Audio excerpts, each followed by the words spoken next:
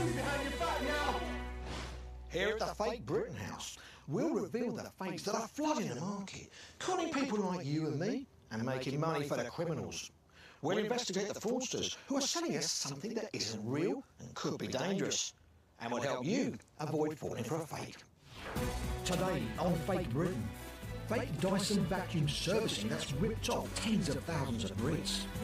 They don't deserve any mercy when they've conned all these old people out there, haven't they? Dangerous fake head torches that could explode in your face. It is quite literally a pipe bomb. Fake protein shakes that barely contain any protein. To hear that companies are misleading the public like that is horrendous. The repercussions are vast. And fake nicotine-free e-cigarettes that could turn you into an addict. It's horrible. Like, why would you do that to someone? Like, why would you advertise zero nicotine, but then contain nicotine is wrong.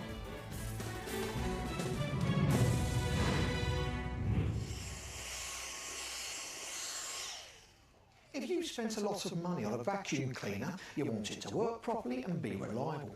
So if you were contacted by the manufacturer offering a service to keep it in tip-top condition, you might think that was a good investment. But what if the company that called isn't really the manufacturer? What if they were faking it and they've already taken thousands of people to the cleaners? It's early morning in Leeds. Police and trading standards officers are gearing up to raid the offices of a company they believe are ripping off thousands of customers. They're pretending to be part of the brand Dyson in order to carry out fake services on Dyson vacuum cleaners. So the idea of the operation today is to execute a warrant at the premises. The director of the company we're aware of is a Thomas Scoffin. So Mr Scoffin will be arrested by police officers, transported to custody suite, and then will be interviewed by trading standards officers. Authorities suspect thousands of customers have been ripped off. The operation runs from this office in Leeds, where Excel Servicing Limited, not to be confused with any other companies of a similar name, has a call centre. They believe they're cold calling customers to sell them a fake Dyson service. We understand that when you go into the premises, there is an office to the left-hand side and a call centre to the right. So we'll split into two teams. The people executing the warrant to go to the office, and then a team to go to make a note of who's sat where in the call centre. As the 10-strong team make their way to the premises, Trading Standards Officer Sophie Davies is hoping this raid will give them the evidence they need to bring those behind this fakery to justice. So whilst we're there, we're hoping to get lots of paperwork, potentially complaints, potentially contracts, where we can see that elderly and vulnerable people have signed up. There may be large amounts of money. Any evidence is going to help with our prosecution. And Sophie would like to leave with more than just bags of paperwork. And ultimately, we hope the person behind it is there so we can carry out an arrest. So what exactly has been going on that alerted the authorities to start investigating this company? 81-year-old Barbara Dyer was a customer of Excel Servicing Limited. She takes her cleaning very seriously and invested in not one but two Dyson vacuum cleaners, which cost her around £280 each. Not long after Barbara purchased the Dysons, she received a phone call out of the blue from someone claiming they were calling from Dyson and told her that her vacuum cleaners were due for a service. I bought the vacuums from Dyson, so therefore I thought it was Dysons that were doing the servicing. So it just never entered my head to think anything was wrong. What Barbara didn't know is that she wasn't called by Dyson. She was called by Excel Servicing Limited. She agreed to a service at a cost of £25 for both vacuum cleaners, which sounded like a good deal. A few days later, an engineer arrived at her door. They'd strip the vacuum cleaner and they'd start brushing at things, you know, you need a new filter. There's nothing wrong, I've still got the filter that took out, it's like you. So I just let him get on with it. You know, I didn't question it. But it's his job. Excel Servicing Limited, who Barbara thought were Dyson, serviced her vacuum cleaners for the next 7 years, costing her almost £800, substantially more than she paid for the two cleaners in the first place. But as I said, they did strip it. There was always some parts to be put back in to renew. There was always two new filters, top and bottom, to go in. And then one time when the motor had gone, nothing wrong with it beforehand. Barbara was about to discover her Dyson servicing wasn't quite what it seemed. Barbara's daughter Tricia was helping her mum get her finances in order when she came across some paperwork relating to the Dyson vacuum cleaner servicing. I knew my mum had a deal with a repair company. I again assumed it was Dyson because I wasn't fully in charge of her paperwork at that point. As she thumbed through the 7 years' worth of service reports, she noticed something wasn't quite right. I thought, well, that's a bit odd. No word of Dyson on here. This is when alarm bells started ringing. Tricia was right to be sceptical. In fact, not only did Dyson have nothing to do with these maintenance contracts, they say their products are tested to destruction and don't need regular servicing. The whole thing was a fake. As Charlie Park from the genuine firm Dyson explains, no one is more angry about it than Dyson themselves. It's a frustration to all of us here because firstly we are designing our products so they don't need that, they don't need servicing. And that's not all. We never cold call our owners. We have plenty of facilities for them to contact us if they have any issues like this call centre here. We'll never contact them unwillingly. XL Servicing Limited, the company that contacted Barbara, were pretending they were calling from Dyson. They then carried out a service that wasn't required for a fee.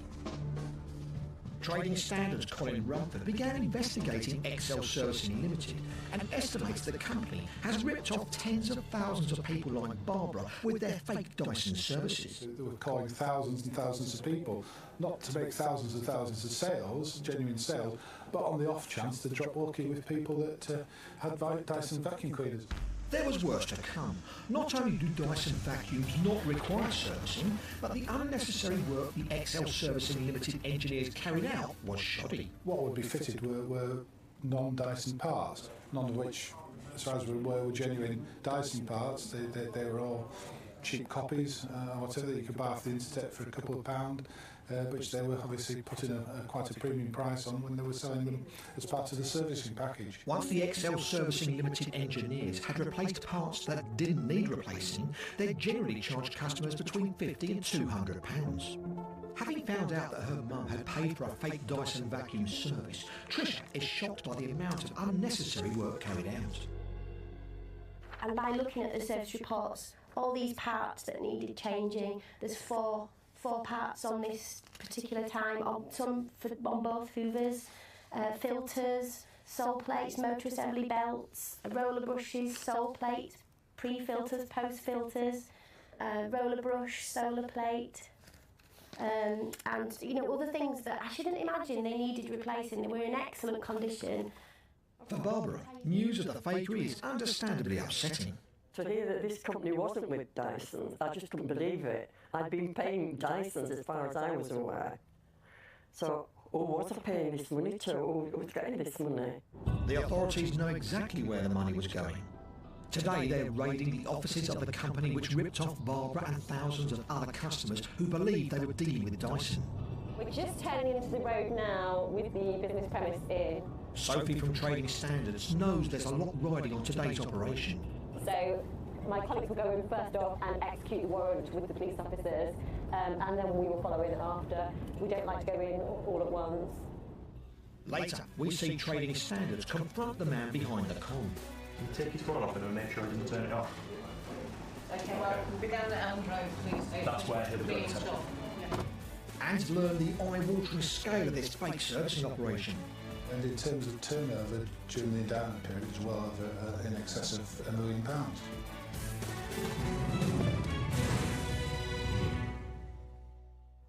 Millions of these have been sold. If you're walking the dog at night, shifting some boxes around in the attic or cycling, it means you can see what you're doing without the hassle of holding a traditional torch. A head torch should be safe, it should be handy and efficient, but this is none of those things. It's a fake, and it's very dangerous. Natalie Songhurst and her husband Darren live in the Wiltshire countryside along with their son and dogs Ozzy and Suki. Natalie has always been into cross-country running, and a few years ago, she took up the latest craze of running with her dogs. It's called Canicross. Join between like canine and cross-country, so it's the two words joined together. It's an actual sport where you have the dogs attached to you, and obviously then you go off-road, you go through the woods and stuff like that. In order to train in the evenings during the winter months when it gets dark early, Natalie decided she would like a head torch. Her husband Darren started looking online where he came across this particular one. This is the one that we decided on that was available. You've got the 3 different lights on there and the battery pack on the back, and it's a rechargeable battery, which was ideal so that we didn't have to buy new batteries. You could literally recharge the ones that you had. The head torch cost Darren and Natalie £20, and they were so impressed they decided to buy a second one. We purchased 2 of these so that we could both use them. If Natalie was out running, I still had one around the house that we could use as well. During the winter months, Natalie was using the head torch on a daily basis when she was out with the dogs. I tend to run in areas like this in the woods with the dogs, trail running, so it's dark. Lots of tree roots and things like that. You need to be able to see those in the dark, so having a good, decent head torch is ideal. Natalie was soon going to discover that the head torch she'd come to rely on was extremely dangerous. She was on her way to the woods with her dog Ozzy when things took an unexpected turn. Yeah, it's at night time, left the house. I had it on my head because we were going to go for a run straight from the house. It was raining, so we decided to jump in the car, come here because when you're running in the rain, you've got the canopy of the tree, so you stay a little bit drier. Approached the woods, and the front, because it's quite long, the front of it was touching the sun visors, started to irritate me. So I thought I'd take it off, literally put it on the seat next to me, pulled into the car park, and that's when it went bang.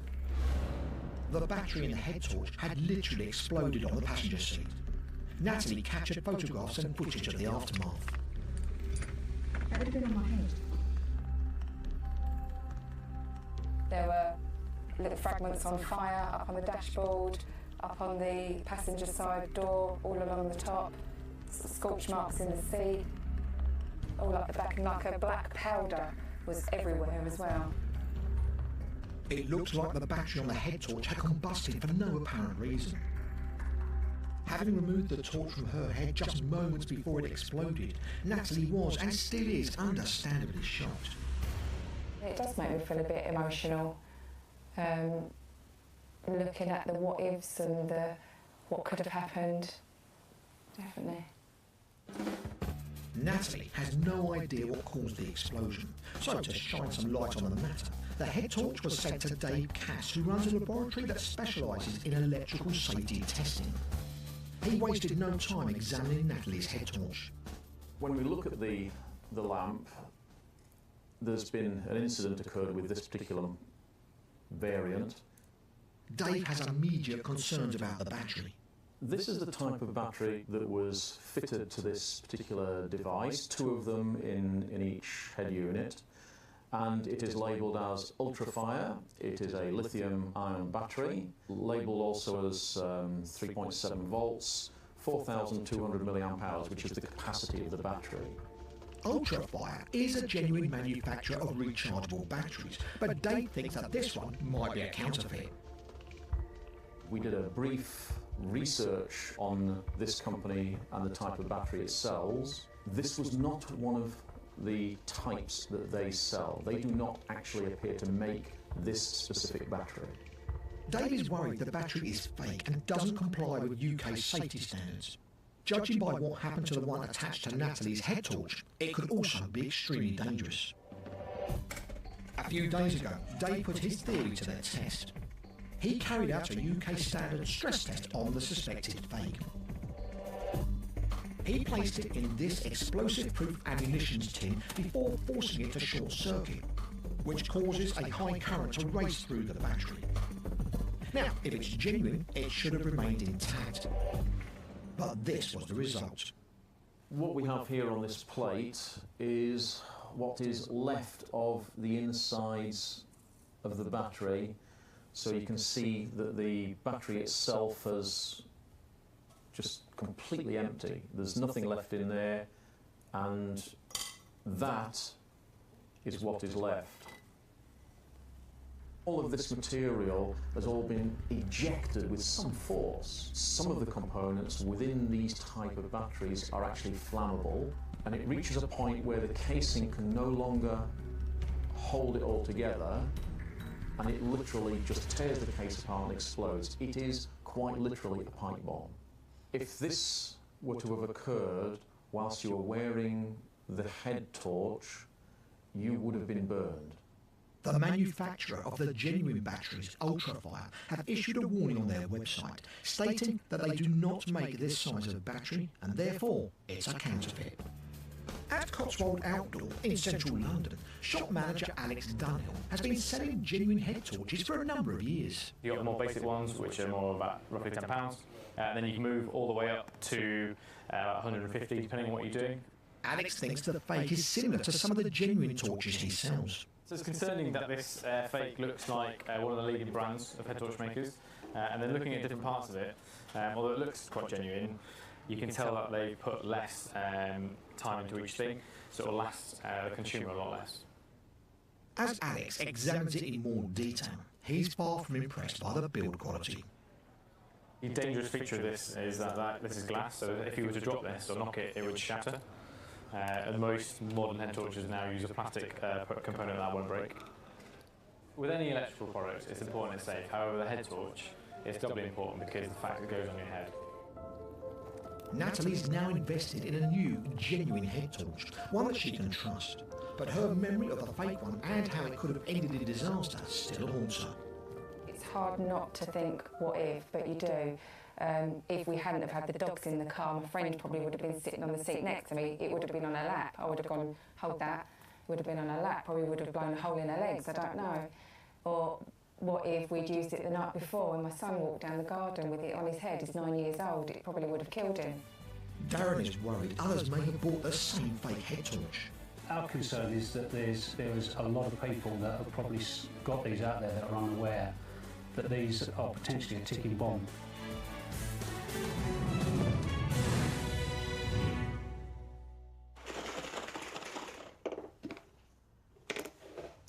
If you're actively involved in sport or you like going to the gym, there's a good chance you may well have come across one of these. It's a protein shake, and it's claimed that these shakes help your body recover after a workout and build muscle.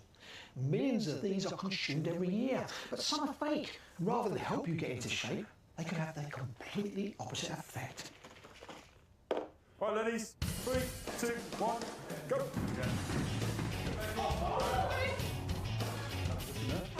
With us Brits hitting the gym more than ever before, sales of health supplements are at an all-time high. According to nutritionist and personal trainer Dan Wheeler, our appetite for protein shakes has never been greater.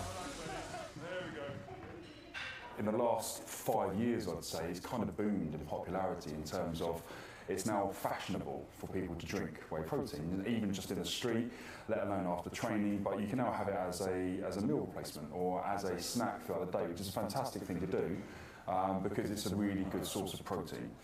According to Dan, anyone who is trying to lose weight, gain muscle, or simply help their body recover quickly after exercise, a high-protein diet is essential. After training, typically if you're resistance training, you weight train, you're breaking down these muscle fibres, you're stretching the muscle fibres, and you're causing what's called micro tears within the fibre itself. Now, those muscle fibres need to be repaired, and the only source to do that is protein. These women have spent the morning doing an intensive cardiovascular workout. As the session draws to an end, and relax, ladies. Well done. 3, 2, 1.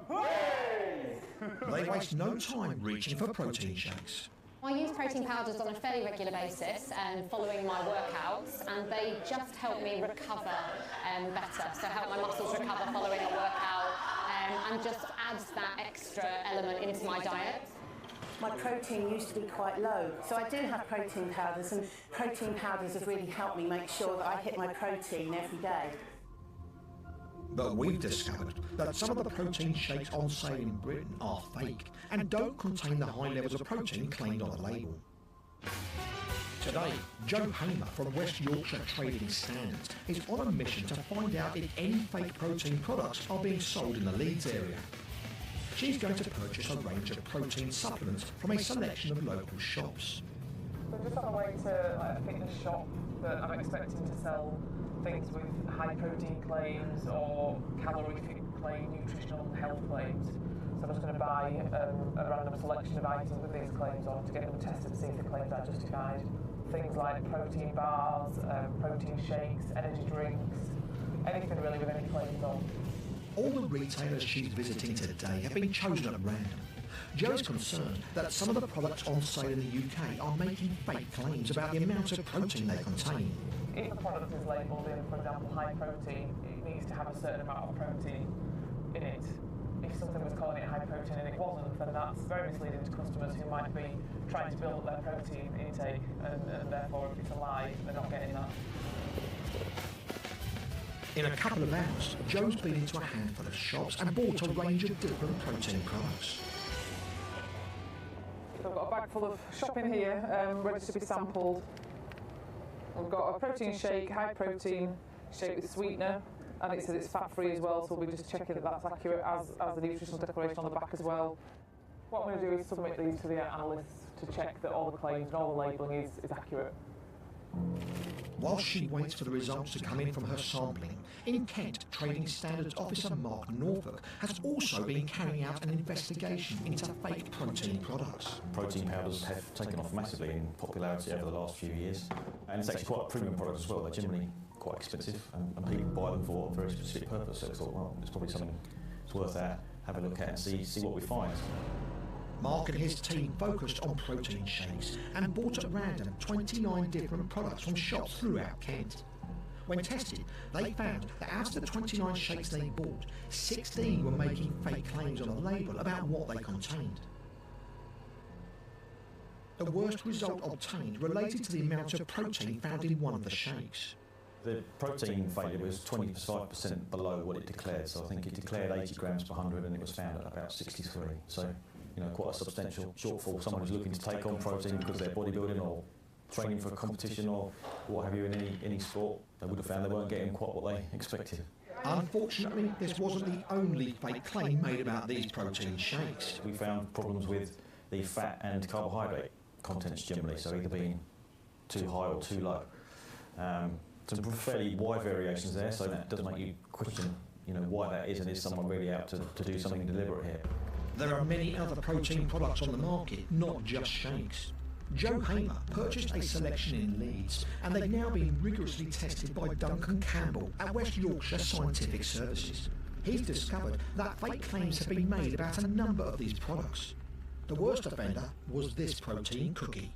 I've blanked out part of the label here for legal reasons, but quite prominent on the front we see a declaration for a high amount of protein, so 16 grams of protein per cookie, which is quite a lot of protein to be getting from a single cookie.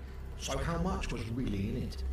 In nutritional analysis, we found that the amount of protein was quite a bit lower than declared. In fact, it contains less than a third of the protein claimed on the wrapper. The label of this fake says it contains 16 grams, but it actually contains a rather disappointing 5. Joe is worried by the findings.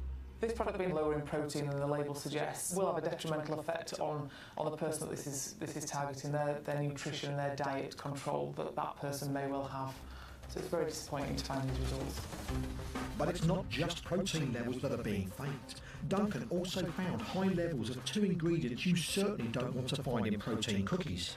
The amount of sugars and fat were higher than declared. So here you've got a product which is emphasising a lot of protein on the front, but then on analysis there's not that much protein there. And then nutrients which people might not be as interested in if they're going for a high protein product, fat and sugars, they are higher than declared. So when we look at the declarations as a whole, they're really painting a false picture of what this product is. The suppliers of both these fake protein cookies and the fake shakes Mark seized in Kent are being investigated by Trading Standards. For the people who rely on these protein products, to learn fakes are being sold on Britain's high streets doesn't come as welcome news. A huge shock, really. I maybe naively assumed that if it was, you know, by law, if they stated that there was certain things in a product, there had to be those things in the product. It's really misleading. I mean, especially for me, my aim was to lose weight. So if, for example, I'm going to be then taking on a low more saturated fat, or if I'm taking on more carbohydrate than I think I am, it skews all my calorific intake for the day and my other macronutrients. Right, so go back to the start. Nutritionist and personal trainer Dan is concerned the impact could be huge. To hear that companies are misleading the public like that is horrendous. Like, the repercussions are vast if you think about it. You know, people are starting to become more health aware, health conscious, starting to take these products which, you know, can help increase your nutritional profile, to find out that they've got more calories than they're planned in, more of one fat, protein or carbs that they've planned in, or not enough protein. You know, for those that are taking their health seriously, that can have a huge repercussion.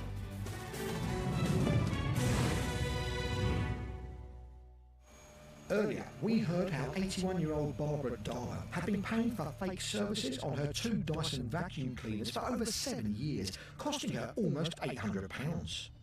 To hear that this company wasn't with Dyson, I just couldn't believe it. I'd been paying Dysons as far as I was aware. So, who was I paying this money to? Who was getting this money? The answer is Excel Servicing Limited. Their fake Dyson services have ripped off thousands of customers like Barbara. Today, a team of police and trading standards officers, led by Sophie Davies, has just executed a warrant at the company's offices and call centre. They hope they can bring a stop to this fake Dyson operation. Inside, the police have spotted the company director, Tom Scofield. All right, can you take his phone off him and make sure he doesn't turn it off? Okay, well, we'll be down at Elm Road Police Station. That's where he'll go. He's immediately arrested, put in the back of a police van and taken to the station, along with another member of staff.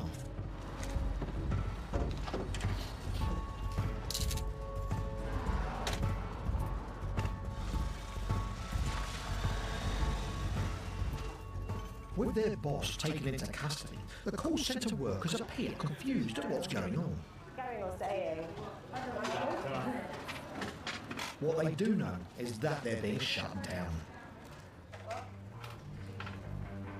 When we went in initially, the staff were quite unhappy, mainly because of the loss of pay they were going to receive. But at the end of the day, if they're targeting elderly and vulnerable people, that should be their primary concern, and complying with the law. So yes, they were quite unhappy, but we still have a job to do. February 2014. The call centre is a much larger, professional-looking setup than the team were expecting, employing around 30 staff. They suspect this is where they make cold calls to rip off customers like Barbara. This is one part of one of the scripts that we've actually received, and as you see at the beginning, there's no reference to who they actually are. It says it's a call regarding Dyson, do you still use the Dyson? So they're making the assumption you already have one. Having followed the script and convinced the customers they were genuinely calling from Dyson, visits would be arranged by engineers to carry out a fake Dyson service. You don't pay anything over the phone, you pay it after the service has been carried out, and we know that allegations have been made in homes and about unnecessary servicing being carried out, which no doubt they will charge for. And it's not just the scripts. As the team search the building, they find a store full of what appear to be used Dyson vacuum cleaners and a range of spare parts that the team suspect could be fake. With the suspected fake parts seized, mounds of paperwork bagged and tagged, and the call centre shut down, it's turned out to be a good day for Sophie and the team. So today we've managed to arrest the director. We've also seized in excess of 100 evidence bags. So it's quite successful in terms of evidence gathering and the individuals we wanted. Back at Trading Standards, Collins managed to have a closer look at some of the parts fitted to the Dysons they seized, and he's far from impressed. Basically, it's a cheap copy of a Dyson filter, which costs a couple of pounds, bought over the internet, very poorly constructed by comparison to an original component. Excel Servicing Limited were charging customers around £40 to change these filters. However, Dyson say their genuine filters need just a wash. It's just an out-and-out con, basically. Somebody's paying a premium price for something that isn't required and something which is likely to actually lower the performance of the machine that it's intended to improve.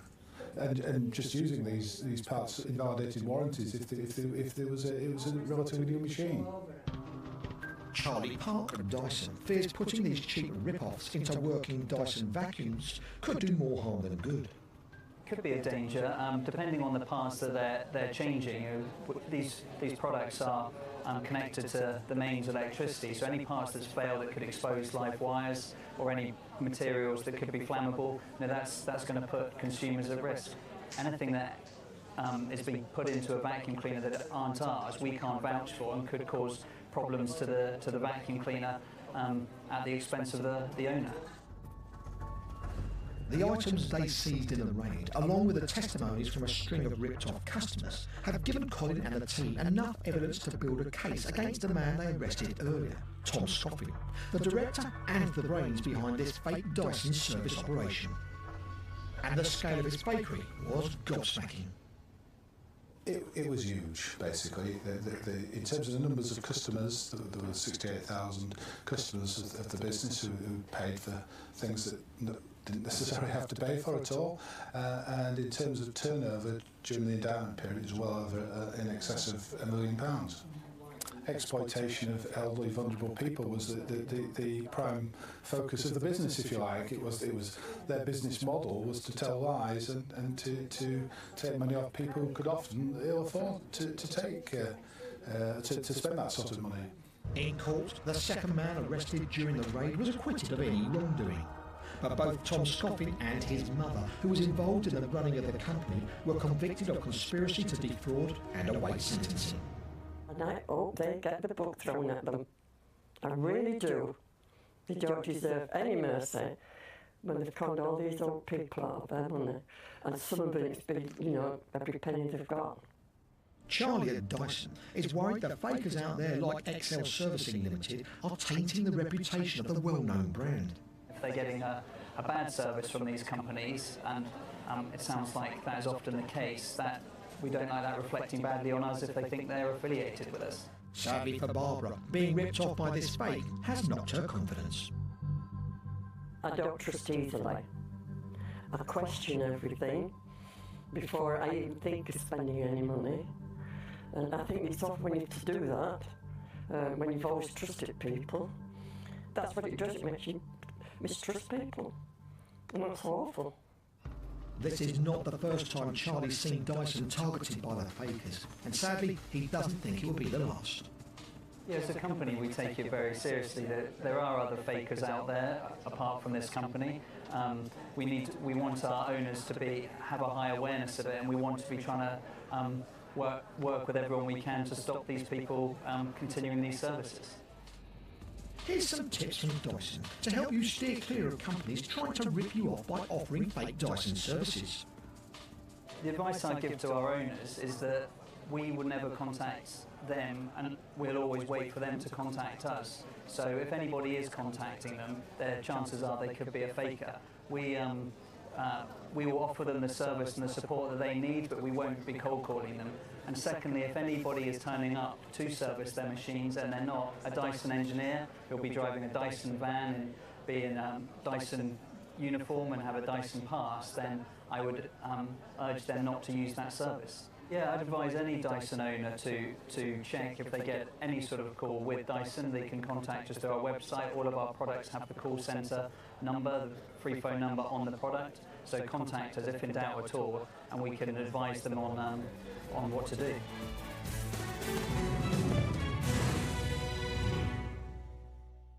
You've probably seen one of these or possibly used one. It's a disposable e-cig or vaporiser. Vaping, as it's known, basically means inhaling flavoured water vapour. This one claims to contain zero nicotine, so there should be no trace of that highly addictive substance which is found in traditional cigarettes. The problem is, this is a fake and harmful to your health. With the weight of medical opinion swaying towards the belief that vaping is less harmful to your health than smoking tobacco, vapes have quickly become popular. Used by people trying to give up smoking because although they can contain nicotine, the addictive substance in cigarettes, the user avoids inhaling tar and other harmful chemicals. I love the social aspect of it. I love the fact that it's a community of people that get together to, first of all, help people quit smoking as well. So yeah, I mean, a lot of my friends, I myself was a smoker. Like, you seem to be one friend in a group will get a vape, and then everybody else will start to follow. It's now estimated around 2.9 million Brits, a staggering 6% of the population, vape. Specialist vape shops, like this one in Notting Hill in London, run by Peter Coolman, are popping up on high streets all over Britain.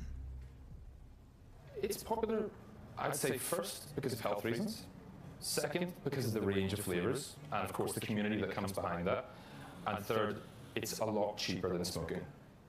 This would be the basic vaporizer. You open it at the top, liquid goes in the top, in the sides, it closes. And you then get a very similar experience to a cigarette. The liquid that goes inside can contain nicotine of varying strengths, but many users choose to vape the nicotine-free options instead. Well, the trend that we're finding is that the longer someone uses a vaporizer, their relationship with it, they end up not needing nicotine. Some nicotine-free vapes are being faked, and the fake ones contain nicotine despite claiming they don't. It's early afternoon in Camden, North London, the stomping ground of Dave Hunt, an experienced trading standards officer who's seen a sharp rise in fake vapes being sold in high street shops. The fakes he's seized and tested in the past have had shocking results. Some of the ones that claim they didn't contain nicotine claimed up to 20 milligrams of nicotine in them when they were tested. So the reliability of the claims on them is not good. Today, Dave's having a look around several shops he suspects may be selling fake vapes. And he's come across a brand of disposable vapes called Shisha Time. When the Shisha pens started coming on the market, we were getting information from the young people that they were being attracted to them. So we started looking at the products. If Dave's hunch is correct, these vapes could be fake. And if they do contain nicotine despite claiming to be nicotine-free, it's a shocking revelation. Dave's worried that young people might become unwittingly addicted to nicotine. These are quite attractive to younger people and children. The flavours and the colours, and they can quite easily draw younger people into use of e-liquids. Dave's concerned that if children get addicted to nicotine through vaping, they might take up the more harmful habit of smoking tobacco. We don't want young people to start smoking. Nicotine is highly addictive, it's a poison, and if people actually start smoking cigarettes or tobacco products, there's all the additional chemicals of what's in those, and the effects it's going to have on the long-term health of the community. With these suspected fake nicotine-free vapes on sale in a high street shop, Dave urgently needs to find out if they do contain any nicotine. He bought one of the vapes he suspects is fake, and it's been sent to Martin Bowden at West Yorkshire Scientific Services for analysis. So every year we receive hundreds of e-liquid samples from trading standards departments across the country. Martin's using some complex chromatography techniques in order to test the vapes to find out if they are fake and do contain the addictive substance nicotine. The results are in. We analysed them for nicotine content. Following that analysis, we found that one of the samples did contain nicotine, despite claims that it was 0% nicotine on the labelling. It's a worrying find, but unfortunately for Martin, it's not a one-off. So this is not the first time that we've found samples claiming to be zero nicotine that actually do contain an amount of nicotine. Obviously, it would be an issue if a person had bought one of these products that were presumed to be free from nicotine. They could easily be inadvertently inhaling nicotine without even knowing it. We tried to contact Shisha Time, the brand named on these vapes, to let them know our findings and see what they had to say. We understand they're based in China, and unfortunately, despite attempts to contact them, we didn't receive a response. At his shop in West London, Peter handles hundreds of genuine vape products each week, and he's far from impressed with the fake. Like just looking at the build quality, you've got a metal rim. I don't know whether that's aluminium. I don't want to put aluminium near my mouth too much. It feels very, very cheap. However, it's the liquid contained within the vape that Peter's most concerned about. I have no idea what's in here. I wouldn't advise you to try it. I'm not going to try it right now. Nicotine is addictive. So that's a non-consenting addiction. I feel very strongly against this sort of thing. It's horrible. Like, why would you do that to someone? Like, why would you advertise zero nicotine, but then contain nicotine is wrong.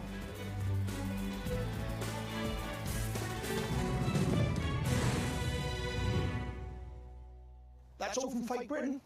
Goodbye.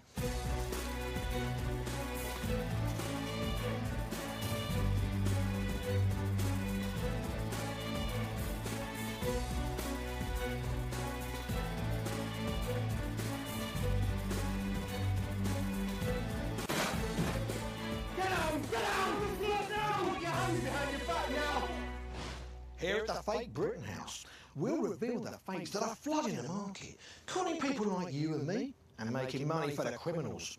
We'll investigate the fraudsters who are selling us something that isn't real and could be dangerous, and will help you avoid falling for a fake.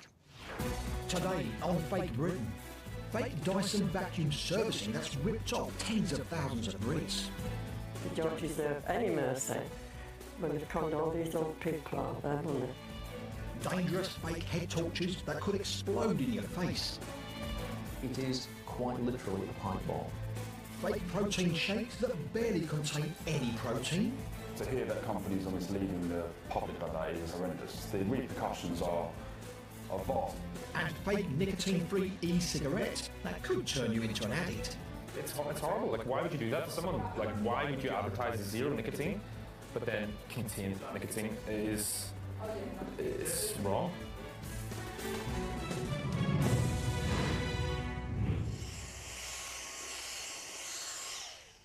If you spent a lot of money on a vacuum cleaner, you want it to work properly and be reliable. So if you were contacted by the manufacturer offering a service to keep it in tip-top condition, you might think that was a good investment. But what if the company that called isn't really the manufacturer? What if they were faking it and they've already taken thousands of people to the cleaners? It's early morning in Leeds. Police and trading standards officers are gearing up to raid the offices of a company they believe are ripping off thousands of customers. They're pretending to be part of the brand Dyson in order to carry out fake services on Dyson vacuum cleaners. So the idea of the operation today is to execute a warrant to the premises. The director of the company we're aware of is a Thomas Scoffin. So Mr Scoffin will be arrested by police officers, transported to custody suite, and then will be interviewed by trading standards officers. Authorities suspect thousands of customers have been ripped off. The operation runs from this office in Leeds, where Excel Servicing Limited, not to be confused with any other companies of a similar name, has a call centre. They believe they're cold calling customers to sell them a fake Dyson service. We understand that when you go into the premises, there is an office to the left-hand side and a call centre to the right. So we'll split into two teams. The people executing the warrant to go to the office, and then the team to go to make a note of who's sat where in the call centre. As the 10-strong team make their way to the premises, Trading Standards Officer Sophie Davies is hoping this raid will give them the evidence they need to bring those behind this fakery to justice. So whilst we're there, we're hoping to get lots of paperwork, potentially complaints, potentially contracts where we can see that elderly and vulnerable people have signed up. There may be large amounts of money. Any evidence that's going to help with our prosecution. And Sophie would like to leave with more than just bags of paperwork. And ultimately, we hope the person behind it is there so we can carry out an arrest. So what exactly has been going on that alerted the authorities to start investigating this company? 81-year-old Barbara Dyer was a customer of Excel Servicing Limited. She takes her cleaning very seriously and invested in not one but two Dyson vacuum cleaners, which cost her around £280 each. Not long after Barbara purchased the Dysons, she received a phone call out of the blue from someone claiming they were calling from Dyson and told her that her vacuum cleaners were due for a service. I bought the vacuums from Dyson, so therefore I thought it was Dyson's that were doing the servicing. So it just never entered my head to think anything was wrong. What Barbara didn't know is that she wasn't called by Dyson. She was called by Excel Servicing Limited.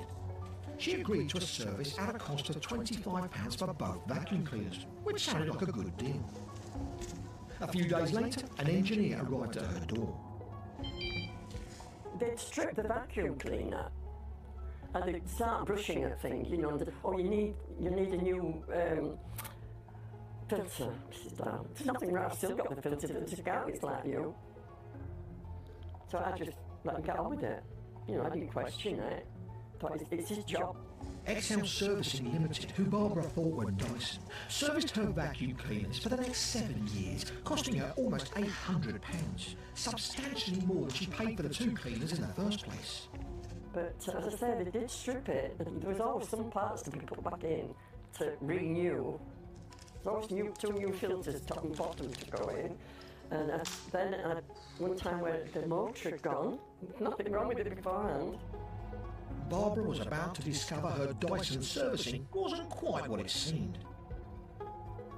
Barbara's daughter Tricia was helping her mum get her finances in order when she came across some paperwork relating to the Dyson vacuum cleaner servicing.